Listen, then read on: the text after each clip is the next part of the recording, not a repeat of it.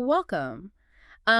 Whether you are a medical student cramming for board exams or maybe a junior doctor trying to understand the complex life of the patient sitting across from you in the clinic right now. Or honestly, just someone who is insanely curious about why human beings make the choices we make. Exactly. We are thrilled to have you here with us. You are in the exact right place because today's deep dive is going to completely change how you view human choice. It really is. We are taking a comprehensive journey into the architecture of risk, and we want you right here in the conversation with us, analyzing the data and really challenging the assumptions. It is a profound pleasure to be exploring this material with you today. The concept of human behavior is, it's so frequently viewed through a very narrow, highly personalized lens. Right. When someone gets sick, society tends to look at that single person in a total vacuum. Yeah, isolated. Precisely. But to truly understand population health Hmm. and to actually make a difference clinically, we have to pull back. We must look at the broader, intricate systems at play. Okay, to set the stage for you, I want you to imagine a metaphor that, honestly, it completely revolutionized how I think about healthcare. Picture human health as a rushing, incredibly powerful river. I love this analogy. It's the best. For centuries, modern medicine has essentially stood on the riverbank, focusing all of its incredible energy, its brilliant minds, its vast resources on just pulling drowning people out of the water. Which is clinical treatment. Right. That is clinical treatment. It is vital, it is heroic, and it saves countless lives every single day. But But then, as the field of public health evolved, we realized we needed to do more than just react. yes, exactly. So we started teaching people how to swim. We gave them life jackets. That represents individual health education. But here is the brutal, undeniable reality of the data. If the current of that river is simply too strong, Yes. if the water itself is toxic, and if the bridge miles upstream is fundamentally broken, people are still going to fall in. They are still going to drown no matter how brilliantly you taught them to swim. Public health, in its truest and most effective form, is about traveling upstream. It is about upstream engineering. Upstream engineering, fixing the bridge, calming the waters, and redesigning the environment so that people do not plummet into the river in the first place. That metaphor provides the perfect framework for our mission today. We are drawing our map for this journey directly from the Oxford textbook of global public health. Specifically, the chapter on behavioral determinants. Correct.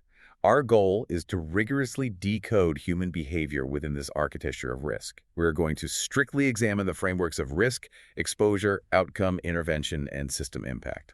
And crucially, we are moving definitively beyond the simplistic, historically pervasive idea of victim blaming. We need to understand the mechanics of what actually drives choices. This is so important. Let me stop you right there, because that concept of moving away from victim blaming is massive. If we look at the historical records, public health and medicine, they haven't always been very kind to the individual patient. Historically, they have been quite harsh. Yeah. When someone fell ill with a chronic condition, say liver disease or severe cardiovascular issues, the medical community and society at large, really, tended to point the finger directly at their character. Poor health was routinely labeled as the direct result of sinful, negligent, indulgent, or slothful behavior, It was framed almost entirely as a moral failing. rather than a medical, sociological, or environmental issue. That is a critical historical tension to acknowledge, especially for those of you training in the medical field today. For a long time, the clinical focus was almost entirely on culpability. The narrative was simple. If you have a lifestyle-related disease, it is simply because you made bad choices. Okay, let's unpack this, because the modern public health perspective introduces a much more nuanced concept here. Specifically, we look to the framework of behavioral justice, a term discussed extensively by researchers Adler and Stewart in 2009. Let me play devil's advocate for a second to make sure I'm fully grasping this.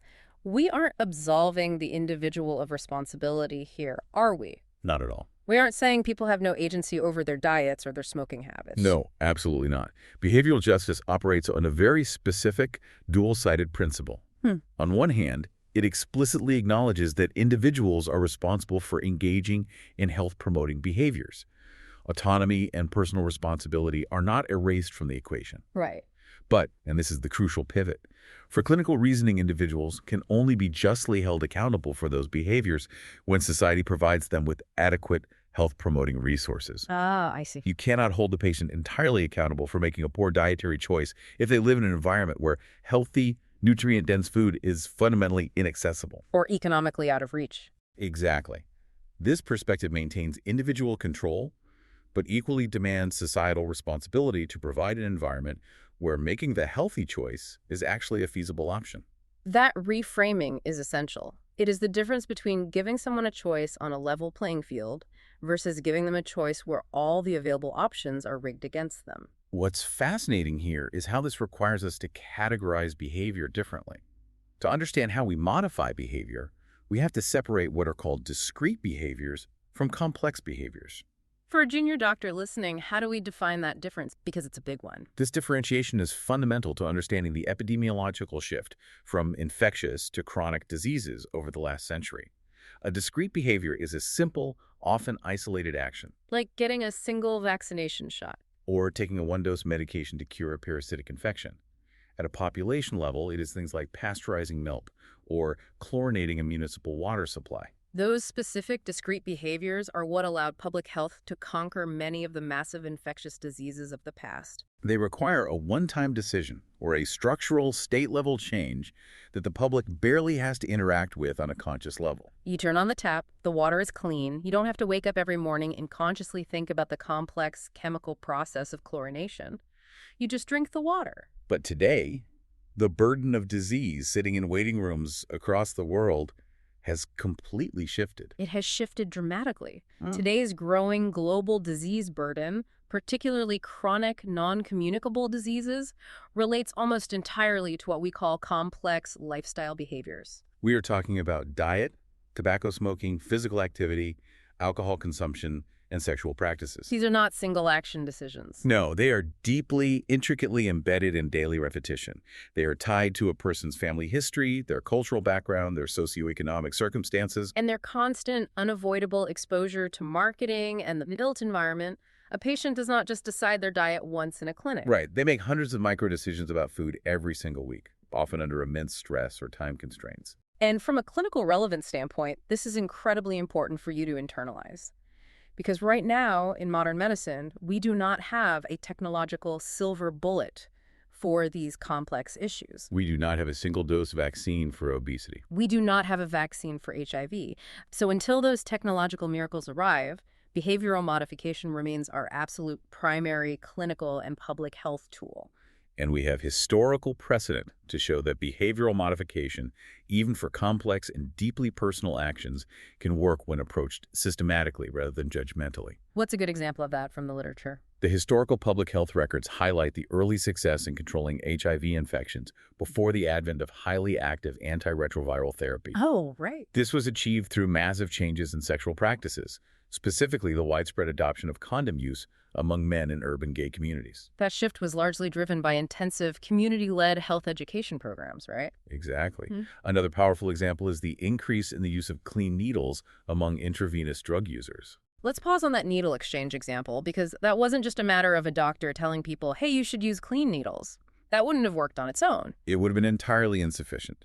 It required a massive combination of policy shifts and educational interventions to make clean needles physically accessible, legally permissible, and eventually more culturally acceptable than the deeply ingrained practice of needle sharing. The intervention had to fundamentally outcase the existing culture of the community. It required changing the environment so that the nearer, safer behavior was the path of least resistance. So if complex behavior is this deeply rooted, how do we trace the path from a specific behavior to an actual disease state? How do we map that out so a clinician can understand the trajectory of the person in front of them? To map that trajectory, we look to the Lalonde Report. From 1974, right? Yes, a landmark Canadian document that introduced what it called the health field concept. It broke down the determinants of health into 4 broad interacting fields, Which are human biology, environment, healthcare organization, and lifestyle or behavior. Exactly. By utilizing this framework, we can map the specific pathways of influence that behavior has on physical health. Let's walk you through these pathways, because this is where the detective work of epidemiology really shines. The framework uses arrows to denote the flow of causation. Arrow 1 is the direct pathway. This is the stuff that has an immediate, undisputed causal impact on your health. Smoking a cigarette introduces carcinogens directly into your lungs. Or driving a car without a seatbelt directly exposes you to fatal kinetic force in a crash. Discharging a firearm. The behavior directly and proximally risks your health. But arrows 2 and 3 are much more complex because these are indirect pathways. In the indirect pathways, the impact of a behavior is mediated through the environment, through the healthcare system, or through a person's genetics. To truly understand this, we need to move away from looking at isolated risks and look at pattern recognition and synergistic effects. Here's where it gets really interesting. Because if we look at coronary heart disease, or CHD, it isn't usually caused by just one isolated bad habit. It is a profoundly synergistic web. The epidemiological data examines 3 specific overlapping behaviors: smoking, diet, and physical inactivity. Now, it is crucial to understand the evidence base here. For a long time, observational epidemiology simply showed us correlations. We saw that people who ate high-fat diets and smoked had more heart attacks. But correlation is not causation. To prove causation, we needed experimental evidence. This is where monumental studies like the Multiple Risk Factor Intervention Trial, known as MRFIT, and the Helsinki Heart Study come into play. Yes, these trials were paradigm shifting. Let's dive deep into those trials. What did a trial like MRFIT actually do, and why did it change the paradigm for clinical reasoning? Because they didn't just ask people what they ate. No, they conducted massive long-term experimental tracking. In MRFIT, researchers took thousands of high-risk men and randomly assigned them either to their usual care or to a special intervention group. And what did the intervention group get? They received rigorous counseling to stop smoking, dietary management to lower cholesterol, and medication for hypertension. The Helsinki Heart Study similarly tracked the effects of raising HDL cholesterol and lowering LDL and triglycerides on cardiac events. And what those massive logistical undertakings proved was the physiological mechanism of action. If we connect this to the bigger picture, they demonstrated that if you change these specific complex behaviors, you tangibly, measurably alter physiological risk factors. For example, changing dietary saturated fat and cholesterol doesn't just make you healthier in some abstract way. It directly, point by point, lowers serum cholesterol in your blood. Increasing physical activity directly lowers blood pressure and alters blood lipids. Therefore, the clinical reasoning follows a very specific chain. The behavior acts as the indirect risk factor. That behavior creates the physiological risk factor. Such as obesity, hypertension, or hyperlipidemia. And that physiological state ultimately leads to the disease outcome, such as cardiovascular disease or type 2 diabetes. It's a relentless chain reaction, and the burden of this chain reaction is staggering when you look at the raw data. It really is. I want to walk you through the leading causes of death in developed nations. We are talking about heart disease, malignant neoplasms, which is cancer, cerebrovascular disease or strokes, COPD, which stands for chronic obstructive pulmonary disease. Also, unintentional injuries, diabetes, pneumonia, and influenza, suicide, and chronic liver disease. When you look at the risk factors for these top 9 causes of death, a terrifying pattern emerges. What's fascinating here is the sheer ubiquity of just 3 specific behaviors. The epidemiological data confirms that at least one of 3 behaviors, tobacco smoking, diet, or alcohol use, is causally related to every single one of those top 9 causes of death. Every single one. Whether it is liver disease driven by alcohol, COPD driven by smoking, or diabetes driven by diet, those 3 behaviors are the architects of the mortality tables. Furthermore, the World Health Organization projections are deeply alarming. Tobacco use alone is responsible for nearly 18% of all deaths in developed countries. 18%. And this epidemic is not contained. It is rapidly expanding into developing nations. Currently, tobacco accounts for 11% of deaths in developing nations, perfectly mirroring the terrifying globalization of chronic diseases. As regulations tighten in the West, developing nations are now the primary expansion markets for multinational tobacco and convenience food companies. So, the stakes could literally not be higher. We know the exact behaviors causing the overwhelming majority of the death toll. We know the physiological pathways, the serum markers, the blood pressure metrics. So what does this all mean for how public health actually steps in and changes that behavior? If we are moving past victim blaming, how do we actually diagnose the architecture of choice? To diagnose choice, public health relies on a highly structured conceptual framework known as the proceed model. For any clinician or public health professional, you can think of this as your ultimate diagnostic toolkit for human behavior. It breaks down the determinants of behavior into 3 distinct pillars: emphasizing a comprehensive systems thinking approach. Okay, let's unpack this by picturing a real patient. Imagine a 45-year-old single parent sitting in your clinic. Their blood pressure is high, their A1C is creeping up into the diabetic range. They need to change their diet and start exercising. The first pillar we look at is predisposing factors. These are the elements that reside within the individual. We are talking about their baseline knowledge, their beliefs, their personal values, their attitudes, and crucially, their self-efficacy. Self-efficacy is paramount, isn't it? It is the absolute core. It is the individual's internalized confidence in their own ability to actually perform the required behavior. Predisposing factors provide the underlying rationale or the motivation for an action. From an intervention standpoint, public health addresses these internal factors primarily through educational strategies.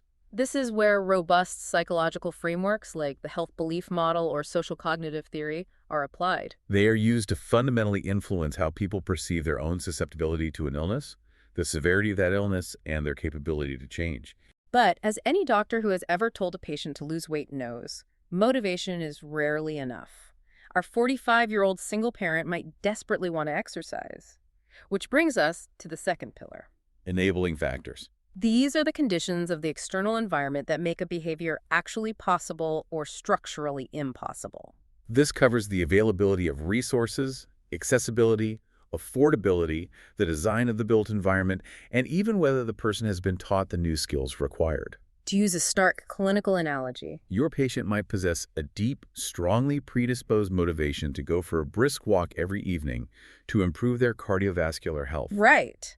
But if they live in an urban neighborhood with no safe sidewalks, heavy industrial traffic, and poor lighting, Or if they simply lack affordable childcare to watch their children while they exercise, they are completely lacking the enabling factors. the behavior, despite the high motivation, will likely not occur. Enabling factors cannot be addressed through a pamphlet or a lecture. They are addressed through community organization, municipal resource allocation, and hard policy changes. And then, even if your patient is motivated, and even if they have a safe park across the street to run in, we need the third pillar to keep them going week after week, reinforcing factors. These are the downstream consequences of an action that determine whether a person keeps doing it. This includes social support, peer influence, feedback from you as their healthcare provider, and the physical sensations, the well-being or the pain they feel after the action. Reinforcing factors are the linchpin for complex, chronic behaviors that require daily, relentless repetition. The research makes a vital point here regarding long-term clinical reasoning. Which is? Extrinsic token rewards like a doctor's verbal praise during a checkup, a temporary financial incentive from an insurance company, or social validation must eventually be transformed into intrinsic values for long-term maintenance. If the behavior doesn't eventually align with the person's own internal value system and physical sense of well-being, the adherence will fade the moment the external reward is removed. Exactly. And the truly wild, complex part is how these three pillars constantly loop and interconnect with each other. Let's look at an example of this interconnectivity. Imagine a young woman.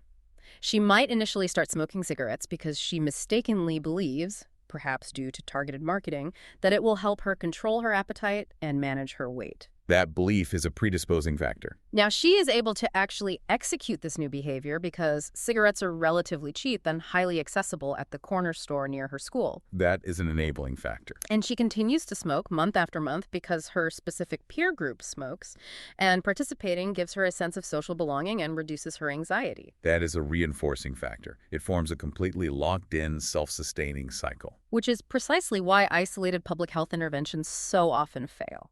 If you only give her a pamphlet explaining the dangers of lung cancer targeting only the predisposing knowledge, you've done nothing to alter the enabling cheapness of the cigarettes or the powerful reinforcing social bonds she shares with her peers. Interventions must be meticulously designed to break or modify that specific multi-layered cycle.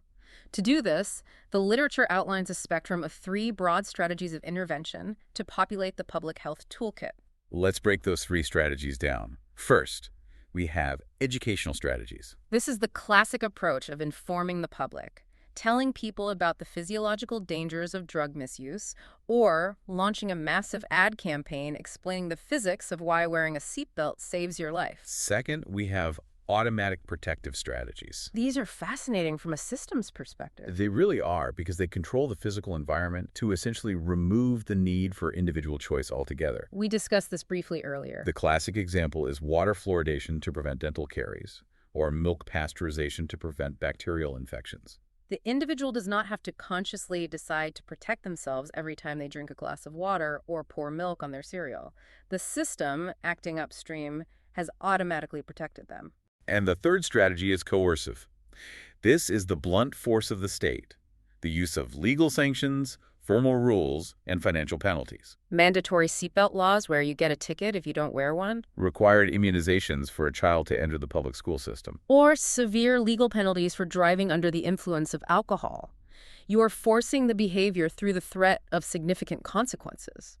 To see how these three strategies are deployed simultaneously to achieve massive population-level change, we can look at a masterclass case study: tobacco control. Okay, let's unpack this. Because the reduction of smoking in the developed world is arguably one of the greatest, most hard-fought public health achievements of the 20th century.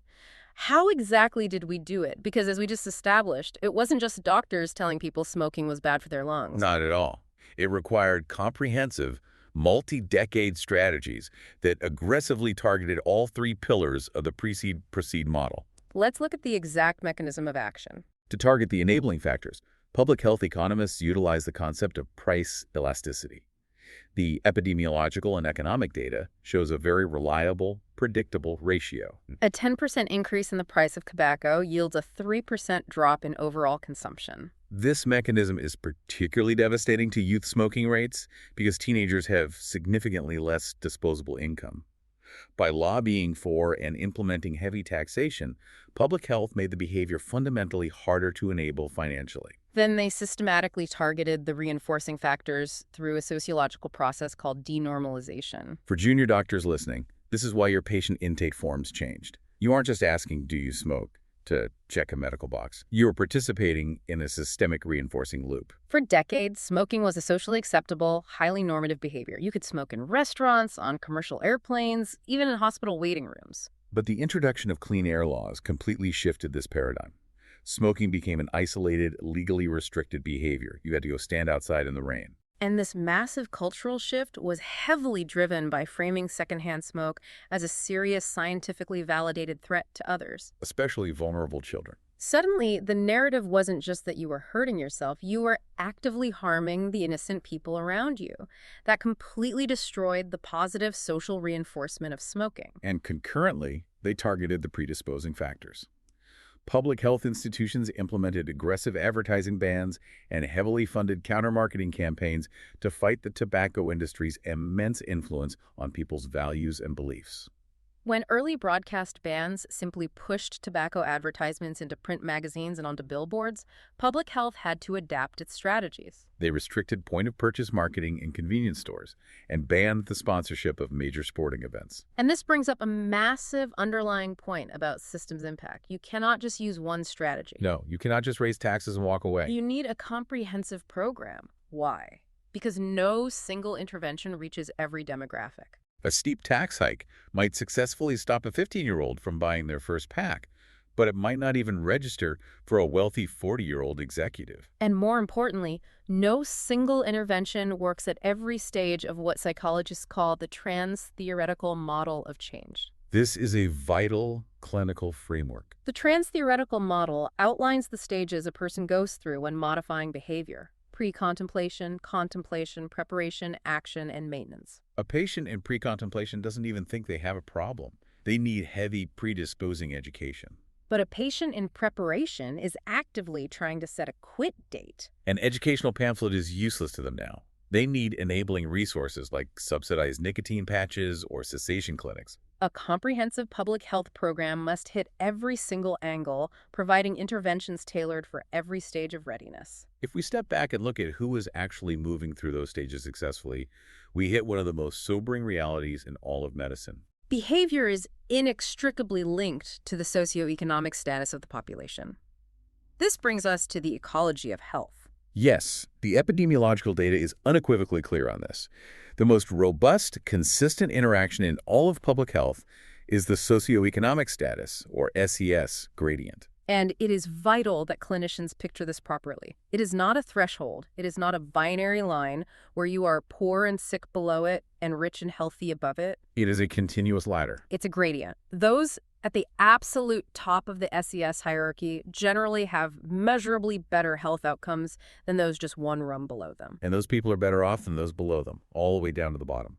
And the reality of the global anchor for this gradient is severe.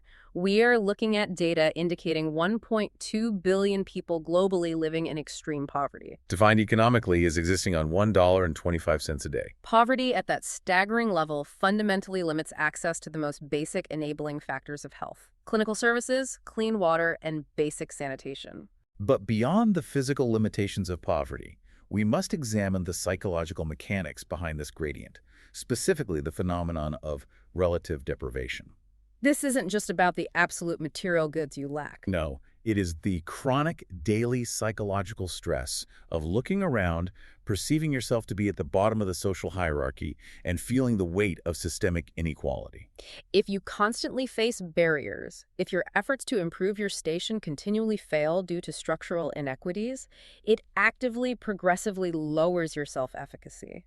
And as we established with the precede model, self-efficacy is a vital predisposing factor. If chronic stress convinces you that your actions do not matter, you lose the internal motivation to even attempt complex behavioral changes. We can ground this SES discussion very tangibly in the physical environment by looking at something as basic as grocery shopping. The literature differentiates between what is called a food desert and a food swamp. This is a crucial distinction for understanding environmental enablers.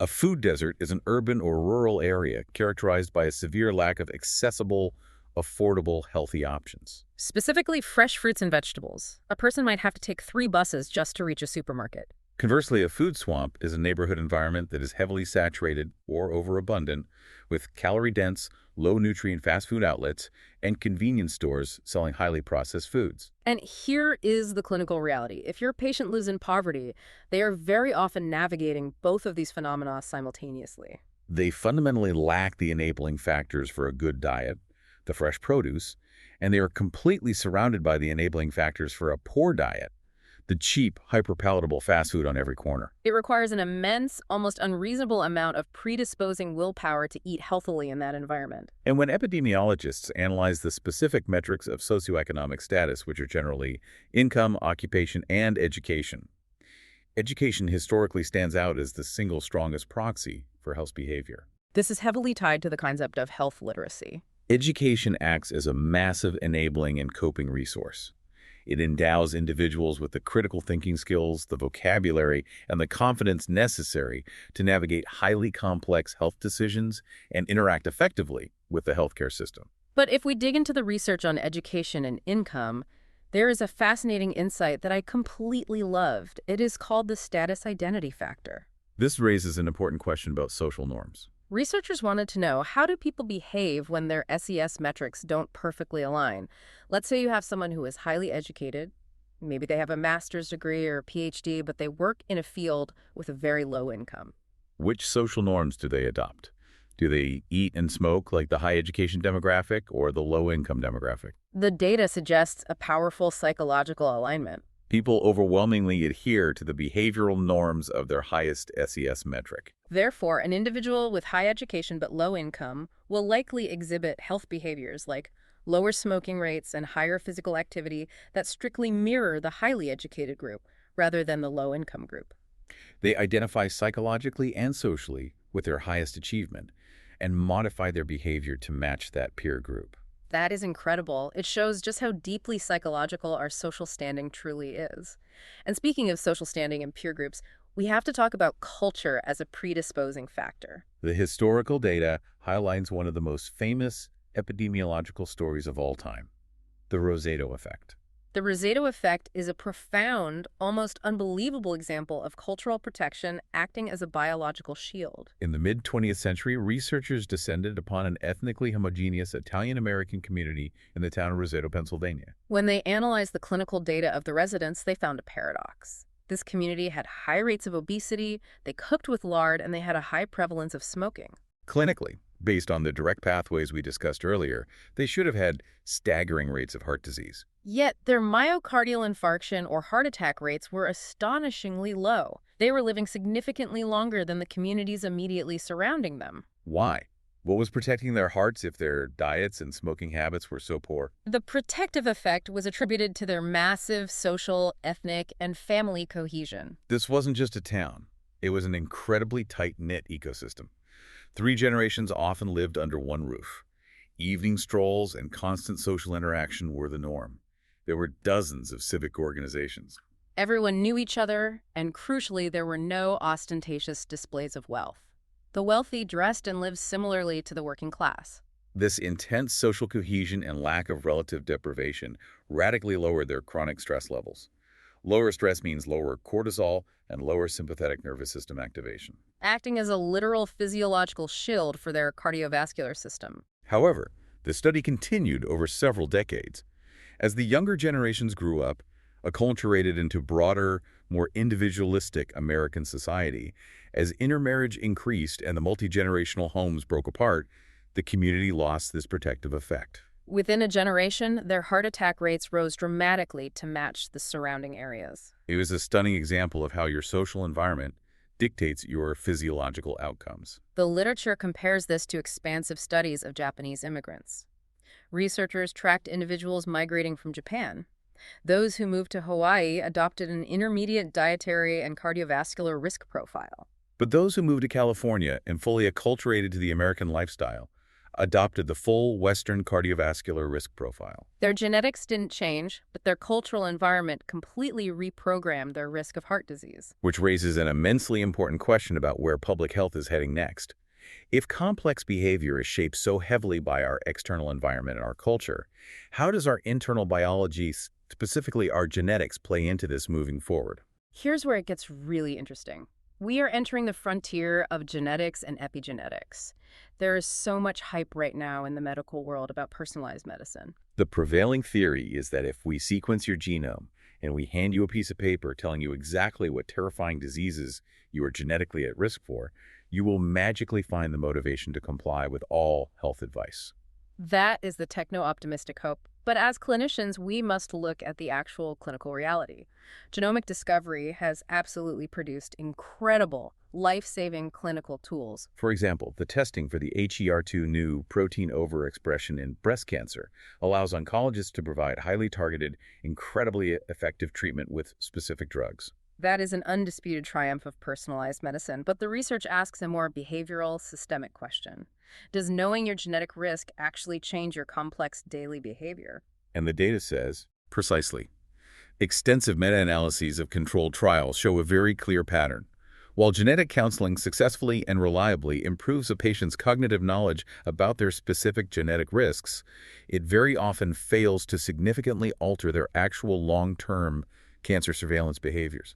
Knowing cognitively that you are at high risk for a disease does not automatically translate into the complex, sustained behavioral changes like overhauling your diet or quitting a 20-year smoking habit required to mitigate that risk. The predisposing knowledge simply isn't enough to overcome the enabling and reinforcing barriers. Which brings us to the most cutting-edge part of the data, epigenetics.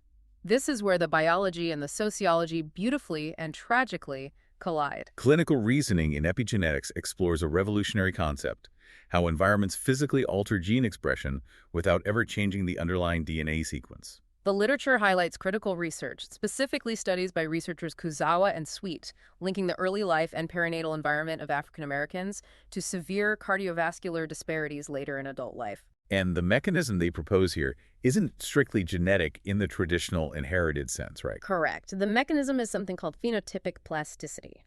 Think of phenotypic plasticity like a massive soundboard in a music recording studio. The genes you inherit are the tracks already recorded onto the system that's your underlying DNA, and it does not change. But the environment you live in, the chronic stress you endure, acts as the sliders on that soundboard. The environment can turn the volume of certain cardiovascular risk genes way up and turn the volume of protective genes way down. Specifically, Kuzawa and Sweet point to the severe physiological stress of systemic discrimination experienced by pregnant mothers. That chronic social stress alters the biological intrauterine environment of the fetus. This stress exposure physically predisposes the individual to cardiovascular disease decades later. The structural inequity of the society literally embeds itself into the biological expression of the next generation. It is a profound, paradigm-shifting realization.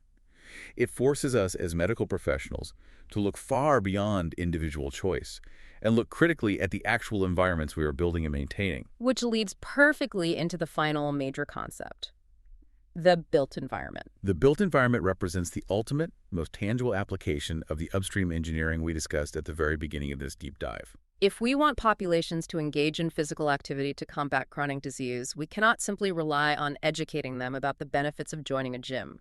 We must critically examine the system's impact of urban design. We are talking about the physical layout of where we live. Mixed-use neighborhoods, where residential homes are integrated with grocery stores, shops, and schools. We are talking about the implementation of safe, well-lit sidewalks, protected bike lanes, and highly accessible mass transit systems. When a city is intentionally designed this way, physical activity fundamentally transitions from being a burdensome chore that requires immense predisposing motivation into an unavoidable natural part of daily active living. You walk to the bus stop because it's the most efficient way to commute. You walk to the grocery store because it's only 2 blocks away. The physical environment implicitly dictates the health behavior, bypassing the need for constant individual willpower. This brings us to a comprehensive structural understanding of why public health decisions are made the way they are. We do not just target the isolated individual sitting in the clinic. We must target the entire ecosystem that the individual inhabits. It is an incredible amount of information to process, and it fundamentally changes how we view responsibility in health. Before we wrap up today, I want to leave you with a final provocative thought. Something to mull over as you go about your week, whether you are walking through a hospital ward or just your own neighborhood. We have spent this entire deep dive looking at how our physical built environment, our sidewalks, our cities, our food access, shapes our physical behavior and our underlying health. But look at the trajectory of where society is heading right now. How will our digital built environment shape us in the next decade? How will the invisible algorithms that feed us information, the relentless screen time that anchors us to our chairs, and the AI-driven choice architectures on our devices shape the predisposing, enabling, and reinforcing determinants of both our mental and physical health? The bridges we need to fix upstream might not be made of concrete and steel anymore. They might just be made of code. That is a highly relevant, deeply complex avenue for future epidemiological exploration. But before we wrap up our time together, let's lock in this conceptual framework with a quick rapid-fire review. I'll ask a question, pause for a moment so you can think of the answer, and then reveal it. Let's do it. Question 1. In the precede-perceive model, which category of factors includes the availability of safe sidewalks and the affordability of healthy food? Enabling factors. You can review this in the enabling factors section of Chapter 2.9 to solidify how environments dictate choice. Question 2. What concept describes the idea that individuals should be responsible for their health behaviors, but only held accountable when society provides the necessary resources to support those choices? Behavioral justice. This vital ethical framework is detailed in the Introduction to Behavioral Determinants section of Chapter 2.9. Question 3. True or false? Genetic counseling consistently and dramatically improves patients' adherence to actual cancer surveillance behaviors. False. While it improves cognitive knowledge of risk, meta-analyses show it often fails to significantly alter complex surveillance behaviors. Refer to the projected but still limited mobilization of behavior to influence genetics section. Question 4. What is the specific epidemiological term used to describe a neighborhood environment that is heavily saturated with calorie-dense, low-nutrient fast food outlets, a food swamp? This is distinct from a food desert and is found in the SES as an enabling determinant of behavior section. Question 5. In tobacco control, what is the widely observed price elasticity ratio when public health policies raise taxes on cigarettes? A 10% increase in price reliably leads to a 3% decrease in overall tobacco consumption. Refer to public health strategies to influence determinants of behavior. Question 6. The famous Rosetto effect demonstrated that which specific factor provided a massive protective effect against myocardial infarction, despite high rates of smoking and obesity in the community. Unique social, ethnic, and family cohesion, which severely reduced chronic stress. You can find this fascinating case study in the Cultural Environmental Predisposing Influence section. Here are the details of this episode. Behavioral determinants of health and disease. Yes. Excellent. We now move from planetary systems to personal actions and the forces that shape them.